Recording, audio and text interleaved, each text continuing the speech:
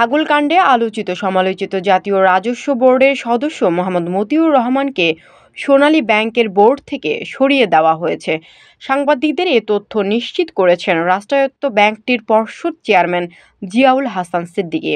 এর আগে জাতীয় রাজস্ব বোর্ড কর্মকর্তা মতিউর রহমানকে কাস্টমস, এক্সাইজ ও ভ্যাট অ্যাপিলেট ট্রাইব্যুনালের সভাপতির পদ থেকে সরিয়ে সরকারের অভ্যন্তরীণ সম্পদ বিভাগে সংযুক্ত করা হয়। রোববার অর্থ মন্ত্রণালয়ের অভ্যন্তরীণ সম্পদ বিভাগের শুল্ক এক শাখার উপসচিব মকিমা বেগম স্বাক্ষরিত এক প্রজ্ঞাপনে এ আদেশ জারি করা হয়।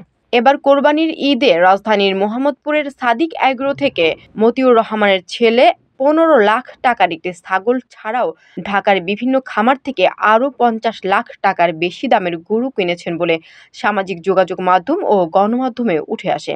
এরপর থেকে মতিউর রহমানের ছেলের দামি ব্র্যান্ডের ঘড়ি, গাড়ি, আলিশান জীবনযাপন, মতিউর রহমান ও পরিবারের সদস্যদের নামে রিসোর্ট, শুটিং স্পট, বাংলো বাড়ি, জমি সহ নামে বেনামে সম্পত্তি নিয়ে আলোচনা শুরু হয়েছে। এনবিআরের এই ঊর্ধ্বতন কর্মকর্তা আগারগাঁওয়ে অবস্থিত রাজস্ব ভবনের 11 তলায় একটি অফিস কক্ষে বসেন। তানজিনা ইসলাম, জেপি নিউজ।